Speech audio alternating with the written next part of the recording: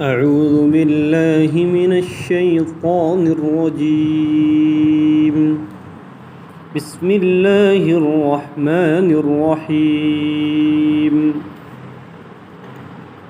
وإذ استسقى موسى لقومه فقلنا اضرب بعصاك الحجر فانفجرت منه 12 عينا قد علم كل أناس مشربهم كلوا واشربوا من رزق الله ولا تعثوا في الأرض مفسدين. وإذ قلتم يا موسى لن نصبر على طعام واحد فادع لنا ربك يخرج لنا مما تنبت الأرض من بقلها وقثائها وفومها وعدسها وبصلها قال أتستبدلون الذي هو أدنى بالذي هو خير اهبطوا مصرا فإن لكم ما سألتم وضربت عليهم الذلة والمسكنة وباءوا بغضب من الله ذلك بأنهم كانوا يكفرون بآيات الله ويقتلون النبيين بغير الحق ذلك بما عصوا وكانوا يعتدون. إن الذين آمنوا والذين هادوا والنصارى والصابئين من آمن بالله واليوم الآخر وعمل صالحا فلهم أجرهم عند ربهم ولا خوف عليهم ولا هم يحزنون. وإذ أخذنا ميثاقكم ورفعنا فوقكم الطور خذوا ما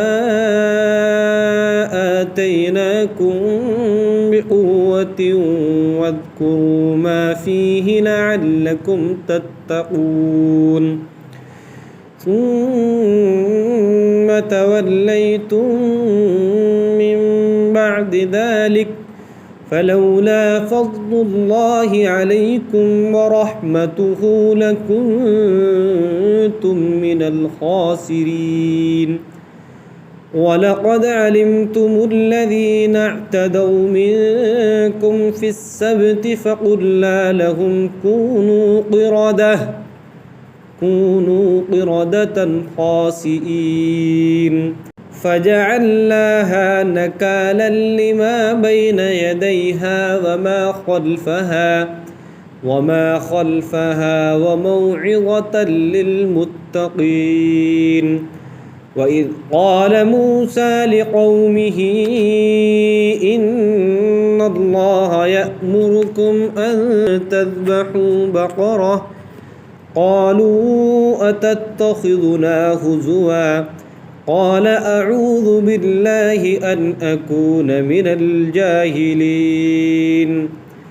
قالوا ادع لنا ربك يبين لنا ما هي قال إنه يقول إنها بقرة لا فارض ولا بكر عوان بين ذلك فافعلوا ما تؤمرون.